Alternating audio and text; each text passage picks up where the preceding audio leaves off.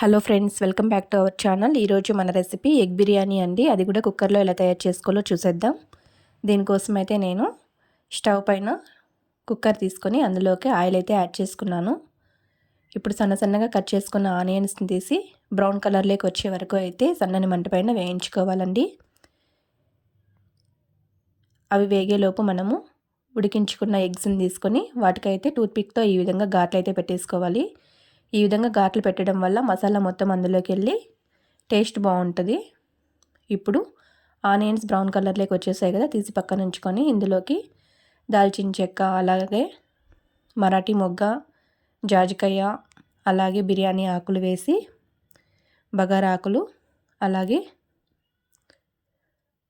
4-5 యాలకులు కూడా యాడ్ చేసుకోవాలి. సజీరా కూడా యాడ్ చేసుకొని అందులోకి 2-3 కట్ చేసుకున్న ఆనియన్స్ని అయితే యాడ్ చేసుకున్నాను. పచ్చిమిర్చీలు 10 నుండి 12 వరకు అయితే తీసుకున్నానండి.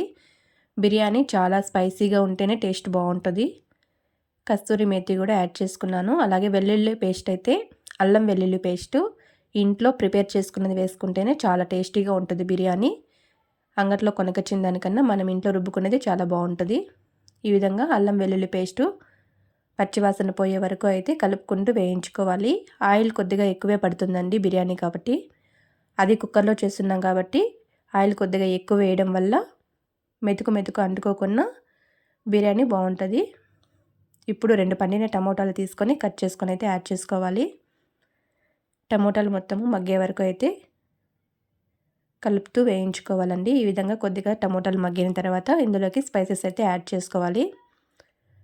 కొద్దిగా పసుపు,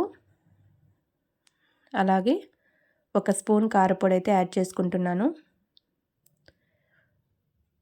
మీరు ఇది పచ్చిమిర్చి స్పైసీ సరిపోతుంది అంటే కారపొడి అయితే స్కిప్ చేసుకోవచ్చు. 1/2 స్పూన్ ధనియాల పొడి కూడా యాడ్ చేసుకుంటున్నాను.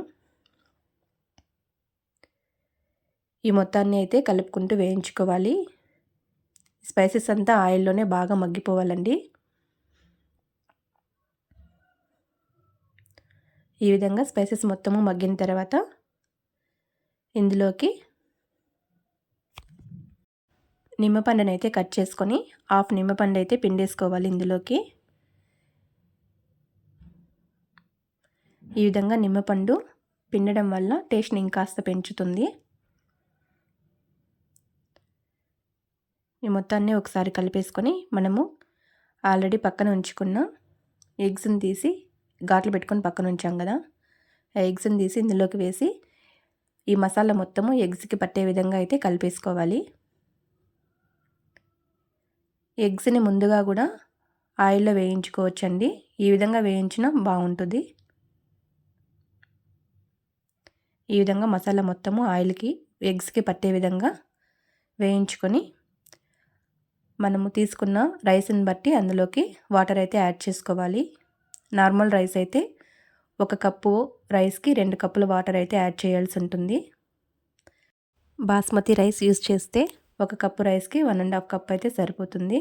ఇప్పుడు టేస్ట్కి సరిపడా సాల్ట్ అయితే యాడ్ చేసుకున్నాను. ఈ విధంగా వాటర్ కొద్దిగా యాడ్ అయిన తర్వాత రైస్ని తీసి అందులోకి అయితే వేసుకోవాలి.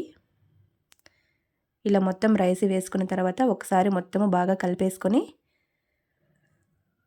కుక్కర్ మూత అయితే పెట్టేసుకున్నామంటే ఈ స్టేజ్లో ఒకసారి టేస్ట్ అయితే చూసుకోండి.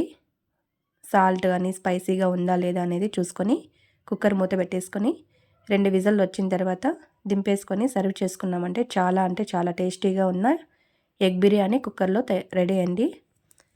చూస్తున్నారు కదా, ఈ విధంగా ఓపెన్ చేసుకున్న తర్వాత కొద్దిగా పుదీనా కలిపేసుకొని సర్వ్ చేసుకున్నామంటే చాలా బాగుంటుంది.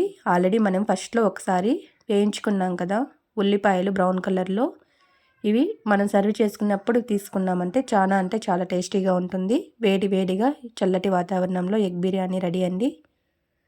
మీరు కూడా ఒకసారి ట్రై చేసి మీకు ఎలా కుదిరిందో కూడా కామెంట్ చేయండి. అలాగే నా ఛానల్ని సబ్స్క్రైబ్ చేసుకోండి. అలాగే వీడియోకి ఒక లైక్ ఇవ్వండి.